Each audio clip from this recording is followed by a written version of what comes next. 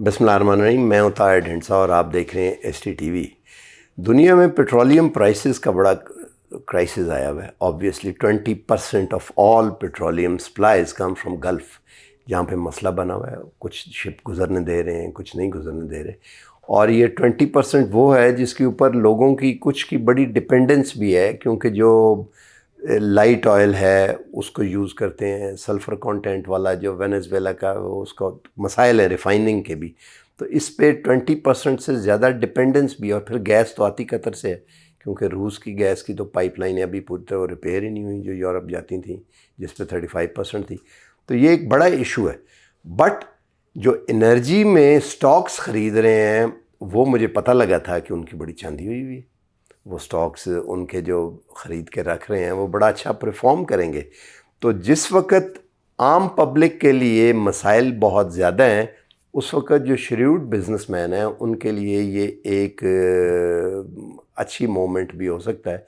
तो हमने कहा कि बात करते हैं स्टॉक एक्सचेंज में ही जाके, and listen something from the horses mouth. हमारे साथ मौजूद हैं जाहिद लतीफ़ ख़ान, जो कि चेयरमैन है पाकिस्तान स्टॉक एक्सचेंज के, और जो रीड कंपनी है उसको भी यहाँ पे देखते हैं, which was formed after the stock exchange was merged a couple of years back. Zahid साहब, very warm welcome. Thank you very much जी। थोड़ी सी बात करें, जो मैंने बात की किसी हद तक ठीक लगती है? जी, you must be a very happy person. Not necessarily, क्योंकि एक ऑयल एंड गैस सेक्टर जो है, जो ENP है, वो एक्सप्लोरेशन वाले उनके तो रेट बढ़ रहे हैं, but as a whole stock market तो पिछले 2 हफ्तों में बहुत बुरी तरह से गिरी है और उसकी वजह से बहुत लॉसेस हुए हैं। अक्रॉस द बोर्ड तो स्टॉक मार्केट गिरी है, लेकिन ये कुछ 2 4 5 आइटम जो हैं, जो कि ऑयल एंड गैस एक्सप्लोरेशन से बिलोंग करते हैं, उनमें इम्प्रूवमेंट आई है। कुछ लोगों का ख्याल है कि रिफाइनरी में भी इम्प्रूवमेंट आ रही है और आएगी, क्योंकि अगर हमें इस तरह क्रूड ऑयल मिलता है तो उसको यहाँ पे रिफ़ाइन करेंगे और उनके अंदर भी सिलसिला शुरू हो जाएगा। But this is not a new phenomena, इस वॉर के साथ का नहीं है। ये हमेशा से इस किस्म की चीज़ें होती रही हैं। फॉर एग्ज़ाम्पल, जब IMF आती है और IMF ने आके रिफॉर्म्स करती है, रिफॉर्म्स करके वो कहते हैं जी कि ये जो लीकेज है, ये जो सुइयाँ 2 कंपनियाँ, सुई सदर्न, सुई नॉर्दर्न, इनके लाइन लॉसेस को आप कट करें और ये जो डिफरेंस है ये पास ऑन करें टू द कस्टमर, तो आवाम के लिए तो बड़ी मुश्किल बात हो जाती है। बट कंपनीज़ की वो जो लीकेज है वो प्लग हो जाती है, तो कंपनीज़ की जो लॉसेस हैं वो न्यूट्रलाइज हो जाते हैं और प्रॉफिट में कन्वर्ट हो जाते हैं, बढ़ जाती है। तो इट हैपन्स ऑलवेज। मुझे याद है 2003-4 में स्टॉक मार्केट में सीमेंट सेक्टर में बड़ी तेज़ी आना शुरू होगी, क्योंकि रिकन्स्ट्रक्शन और ये जो हमारा डेवलपमेंट फंड वगैरह था वो काफ़ी बड़ा रखना शुरू कर दिया। PSDP जो है वो ज़्यादा रखना शुरू कर दिया, तो सीमेंट के अंदर आना शुरू हो गई, तेज़ी आई। तो मैं उस ज़माने में मकान बना रहा था, तो मुझे किसी गुरु ने ये कहा कि डिले कर दे। नहीं डिले कर, तुम सीमेंट के स्टॉक्स ले लो, तो तुम्हारी जो सीमेंट की जो रेट भी बढ़ रहे थे ना, कि नॉर्थ में जी आज 10 रुपये बैग बढ़ गया, 20 रुपये बैग बढ़ गया, थिंग्स लाइक दिस, तो तुम हेज हो जाओगे। तो कई दफ़ा ये चीज़ें हेज हो गया है, बिल्कुल हुआ, हेज हुआ, बिल्कुल हुआ। वो 3 साल जो सीमेंट सेक्टर में तेज़ी रही, वो 3 साल में मेरा जो मकान बना, तो वो सीमेंट का मुझे वहाँ से आप समझ लें कि मुफ्त बन गया। मुफ्त बन गया, नहीं घर तो नहीं मुफ्त बना, और उसका सीमेंट इंग्रेडिएंट जो था, हाँ, वो जो है वो मुझे हेज हो गया। So it happens, you know. आप अभी आप देखें कि 2023 के एंड में ये साजगार इंजीनियरिंग, जो कि बेसिकली उन्होंने 3 व्हीलर रक्षा बनाने का लाइसेंस था, और फिर बाद में उन्होंने हैवल गाड़ी जो है उसका कॉन्ट्रैक्ट कर लिया, चाइनीज़ गाड़ी का, और पाकिस्तान में वो बड़ी पॉपुलर हो गई। तो 2023 के सितंबर में उनकी मैं शोरूम पे उन्होंने शोरूम बनाया DHA में, तो उन्होंने मुझे बुलाया कि जी आप इसका इफ्तिताह करें as a chief guest. I was chairman ISC। तो उस वक्त 60 लाख रुपए की गाड़ी थी और शेयर की कीमत भी 60 रुपये थी, ठीक है सर। अभी वो शेयर जो है वो 2000 रुपये का है, तो इसका मतलब है कि वो अगर आपने 1 लाख शेयर लिया होता तो वो आज 20 करोड़ रुपया था। तो गाड़ी की कीमत होगी 1.25 करोड़ पे, तो आप जो है वो 15-16 गाड़ियाँ खरीद सकते थे आज 3 साल में तो तकरीबन। अप्रिशिएट हुआ। ये तो तो खैर दिस इज जो नो ये तो जब बिजनेस का है, लेकिन मैं इसको कनेक्ट कर रहा हूँ ओवरऑल इस वक्त जो ग्लोबल वो क्राइसिस है परेशानी है सर। उससे। ये आप समझते हैं कि इस वक्त this is the time to buy energy stocks?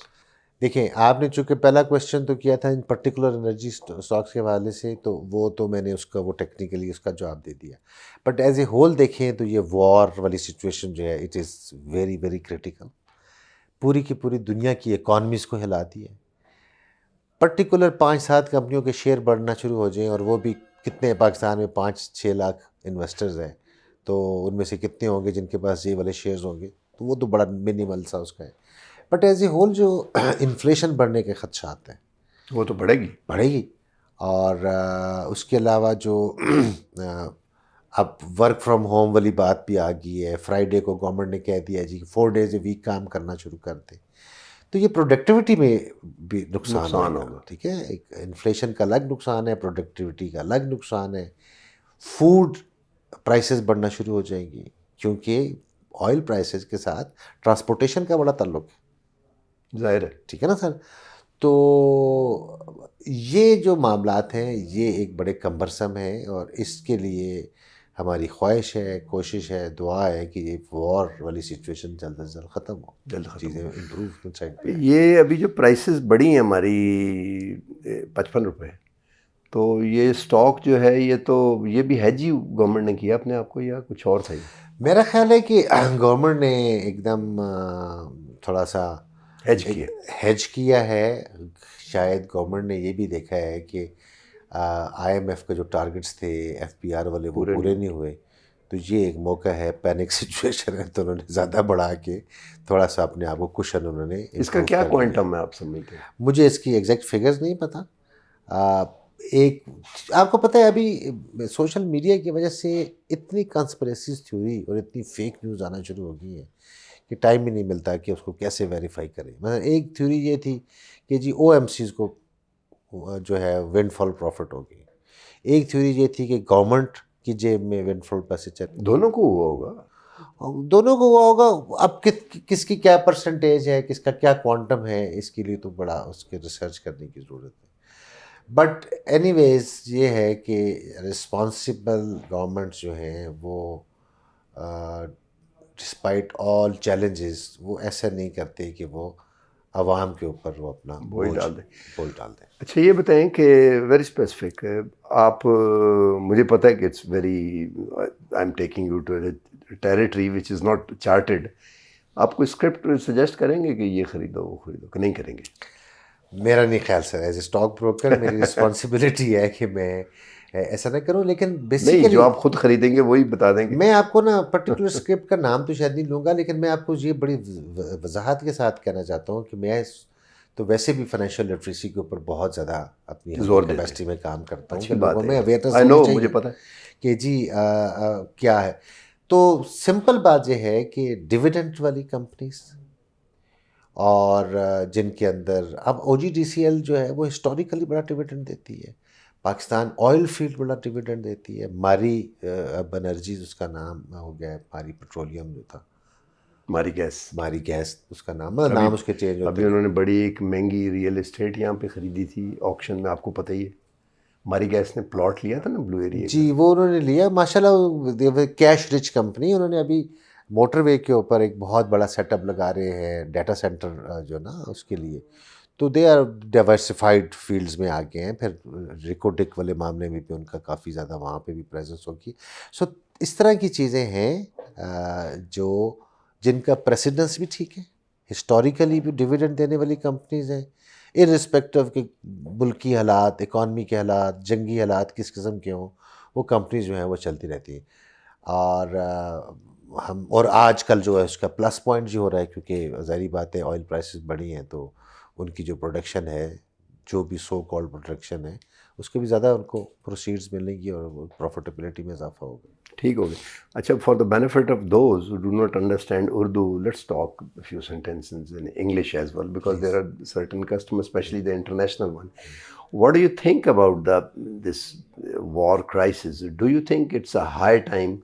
When I was coming here, I was reading that buy when there's a blood on the floor, and we know there's a blood on the floor. So do you think that this is the time to buy stocks, especially the energy stocks?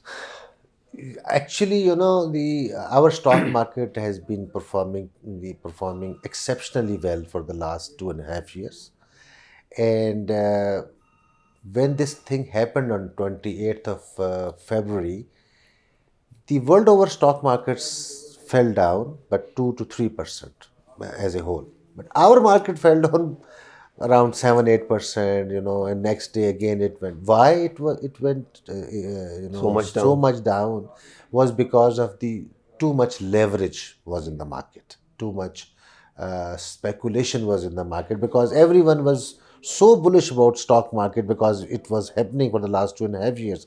That's why it fell down, and we believe that almost around 80 to 85, 90% correction has been completed in the stock market. So it's time to. Would you like to quote a figure where you think another correction will come and another jolt may come? I think that it's around 146, 47,000 market at right now, and I think if it comes to 135,000, that would be an ideal situation to buy. Because, by the way, our price to earning multiples have come down. It went as high as +8 when the market was 191,000 index just 2 weeks back. 3 weeks back, but now it has come to around 7 price to earning multiple, and if it falls little more, I mean 6.75, something like this, that would be an ideal time to buy, because we In a week's time. maybe before the announcement of that the war is over, maybe there is some big jolt, and then there is an announcement. It is this time, this war is highly unpredictable, because Yeah, obviously. Yeah. I can understand what you're saying. But a broker sitting in the stock market thinks that the time to buy is now. It has almost come now, yes. Thank you very much. And you have just listened, the divine prophecies. Let's see how it come true. और इसके साथ ही आज का programme ख़त्म करने की इजाज़त है। अल्लाह हाफ़िज़।